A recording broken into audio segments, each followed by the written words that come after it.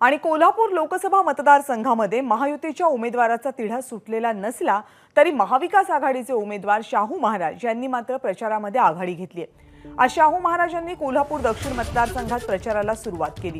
प्रत्येक गावात जाऊन नागरिकांशी शाहू महाराज संवाद साधतायत। मोठ्या उत्साहात त्यांचे स्वागत केले जाते।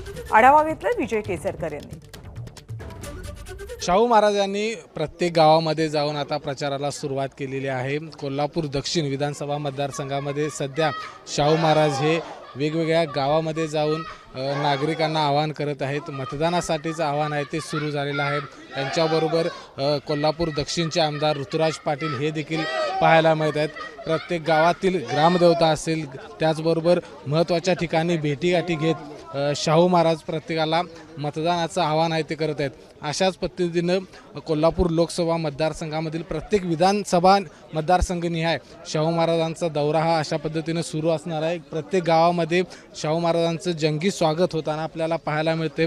महिला आहेत त्या ऑक्शनसाठी या ठिकाणी शाहू महाराजांच्या बाहेर पडलेल्या आपल्याला पाहायला मिळतात आणि जुनी जाणती माणसं आहेत ती शाहू महाराजांना या ठिकाणी भेटत आहेत। कारण या निवडणुकीमध्ये स्वतः शाहू महाराज हे लोकसभेच्या रिंगणामध्ये उतरलेले आहेत आणि म्हणूनच कुठंतरी या सगळ्या प्रचारामध्ये प्रत्येक नागरिकाचा सहभाग आहे तो पाहायला मिळतोय।